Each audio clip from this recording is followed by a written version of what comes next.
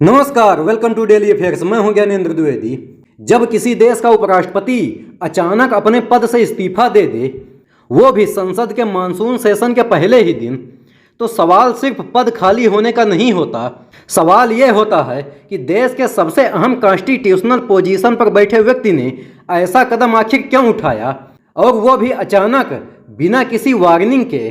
जगदीप धनखड़ एक ऐसी शख्सियत, एक ऐसा नाम जिसने पिछले 2 सालों में न सिर्फ वाइस प्रेसिडेंट के तौर पर अपनी जिम्मेदारी निभाई, बल्कि राज्यसभा की प्रोसीडिंग में कई बार गवर्नमेंट और अपोजिशन के बीच सीधे टकराव को मैनेज किया। कई मौक़ों पर उन पर बायस्ड होने के आरोप लगे और कई बार गवर्नमेंट ने उनकी डिसीजन मेकिंग की खुलकर तारीफ भी की।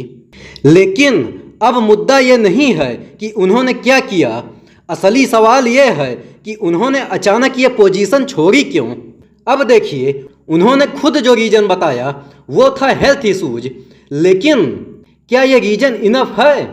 जरा सोचिए, एक ऐसा व्यक्ति जो अब तक हर पार्लियामेंट सेशन में एक्टिव रहा, कई पब्लिक फंक्शन में प्रेजेंट रहा और जो प्राइम मिनिस्टर मोदी के बेहद क्लोज माने जाते हैं, क्या वो अचानक इतनी सीरियस हेल्थ कंडीशन में होंगे कि रिजाइनेशन ही एकमात्र ऑप्शन रह जाएगा?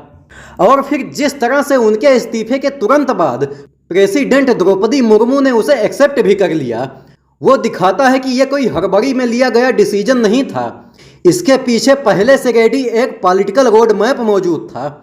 और अब यहाँ से असली पॉलिटिक्स शुरू होती है, और वो भी बहुत स्ट्रेटेजिक तरीके से। जैसे ही इस्तीफे की न्यूज आई, बिहार में कई बीजेपी लीडर्स ने नीतीश कुमार का नाम वाइस प्रेसिडेंट के लिए प्रपोज करना शुरू कर दिया। अब ये वही नीतीश हैं जो एक टाइम पर अपोजिशन यूनिटी के फेस थे, फिर अचानक एनडीए में वापसी कर ली और पूरे पॉलिटिकल बैलेंस को हिला कर रख दिया। क्या यह महज इत्तेफाक है कि एक तरफ धनखड़ रिजाइन करते हैं और दूसरी तरफ नीतीश का नाम पब्लिकली फ्लोट किया जाता है? मेरे हिसाब से तो नहीं। ये एक स्ट्रेटेजिक मूव है, ये एक पॉलिटिकल प्लेसमेंट है जो अपकमिंग लोकसभा इलेक्शन को देखते हुए डिजाइन की गई है। वाइस प्रेसिडेंट की पोजीशन सिर्फ एक सेरेमोनियल रोल नहीं है। राज्यसभा का चेयरपर्सन होना एक रिचुअल नहीं, ये उन पर्सन को लेजिस्लेटिव प्रोसेस का सेंटर बना देता है। याद रखिए, कई बार गवर्नमेंट की सबसे मुश्किल लड़ाई लोकसभा में नहीं बल्कि राज्यसभा में होती है, और वहीं वाइस प्रेसिडेंट की पोजीशन क्रिटिकल हो जाती है। तो इस टाइम अगर एनडीए नीतीश कुमार को इस सीट पर लाता है तो इसके कई पॉलिटिकल मैसेज होंगे। पहला, बिहार में एनडीए का सोशल इंजीनियरिंग स्ट्रांग होगा। दूसरा, अपोजिशन कैंप में एक और डेंट लगेगा, क्योंकि नीतीश का नाम अब भी इंडिया अलायंस के अंदर कुछ सेक्शन में रिस्पेक्ट के साथ लिया जाता है। और तीसरा, बीजेपी ये सिग्नल देगी कि वो रीजनल लीडर्स को नेशनल प्लेटफॉर्म देने के लिए रेडी है, लेकिन अपने टर्म पर। और अब अगर हम धनखड़ के रिजाइनेशन को इस पूरे नैरेटिव में देखें तो ये सिर्फ एक इंडिविजुअल का हटना नहीं है, ये पावर ट्रांजिशन का इंडिकेशन है। अपोजिशन के तरफ से भी ये कहा गया कि हेल्थ से कहीं ज़्यादा ये डीपर रीजन है, और मैं मानता हूँ ये बात एकदम सही है। एक कॉन्स्टिट्यूशनल अथॉरिटी ऐसे इस्तीफा नहीं देता जब तक या तो उसे हटाया ना जा रहा हो या उसकी भूमिका अब उस बड़े पॉलिटिकल स्ट्रक्चर में फिट ना बैठ रही हो। और पीएम मोदी ने भी उनके रिजाइनेशन पे जो स्टेटमेंट दिया वो भी बहुत कुछ कहता है। उन्होंने ये कहा कि उन्हें देश की सेवा के कई अवसर मिले और उन्होंने हर भूमिका में उत्कृष्टता दिखाई। ये एक ग्रेसफुल एग्जिट की पॉलिटिकल लैंग्वेज होती है, और जब ये शब्द प्राइम मिनिस्टर के मुंह से आए तो हर लाइन का एक इशारा होता है।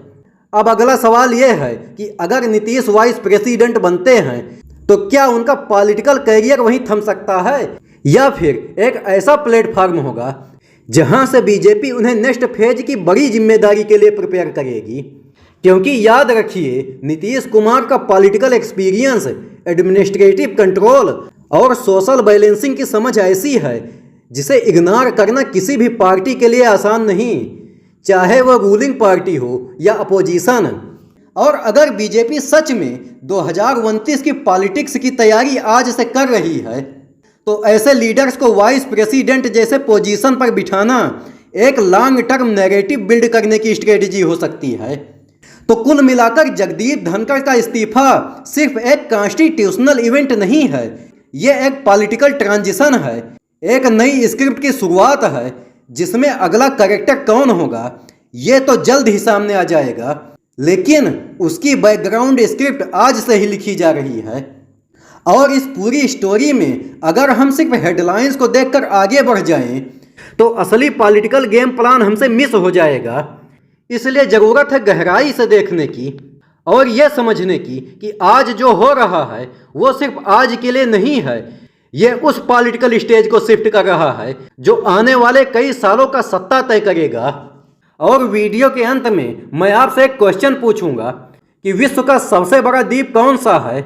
ए पर है मेडागास्कर, बी ग्रीनलैंड, सी बोर्नियो और डी न्यू गिनी। अगर आपको आंसर पता है तो कमेंट बॉक्स में ज़रूर दीजिए और अगर वीडियो पसंद आया हो तो लाइक और सब्सक्राइब जरूर करिए। मिलते हैं अगले वीडियो में। जय हिंद।